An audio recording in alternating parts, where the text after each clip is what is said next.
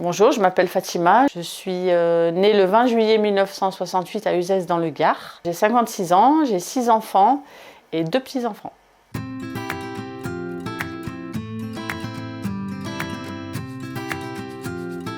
J'ai un CAP de couture, industrie de l'habillement. J'ai arrêté l'école à 18 ans.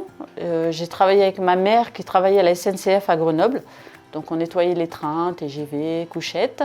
J'ai fait des ménages, j'ai travaillé dans des bureaux, j'ai travaillé au CEA à Grenoble, dans les salles blanches, chez des particuliers aussi, et au cinéma. Ensuite, à 49 ans, j'ai fait un burn-out. Donc j'ai décidé d'arrêter le ménage. Je suis restée 1 an au chômage. Et ensuite, le Pôle emploi m'a convoquée en me disant qu'il fallait que je reprenne le travail. Il y avait une possibilité de faire une formation pour une reconversion professionnelle.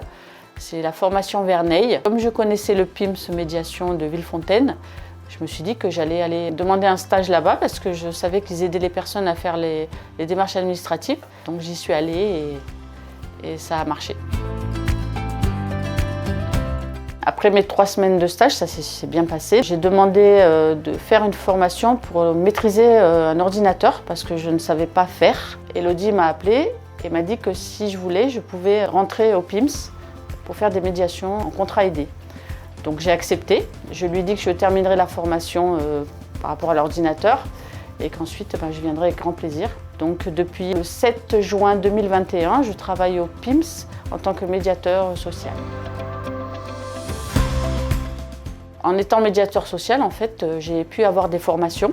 Donc j'ai fait une formation France Service, j'ai eu un diplôme qui peut me servir dans toute la France si j'ai besoin d'aller travailler ailleurs. Et au PIMS, j'ai fait des médiations pour EDF par téléphone.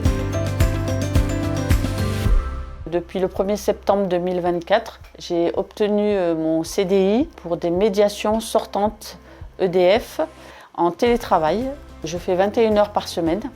Et c'est quelque chose que j'aime beaucoup. Je me donne à fond et voilà, je me sens capable de faire beaucoup de choses aujourd'hui. Moi, ce que je peux dire, c'est de ne pas hésiter à faire des formations pour trouver le métier qui pourrait nous intéresser. Ne pas avoir peur, il faut y aller parce que c'est quand on fait des choses qu'on se rend compte de ce qu'on peut faire ou ce qu'on ne peut pas faire. On fait des erreurs, mais de ces erreurs-là, on apprend. Donc il faut foncer, il ne faut pas hésiter.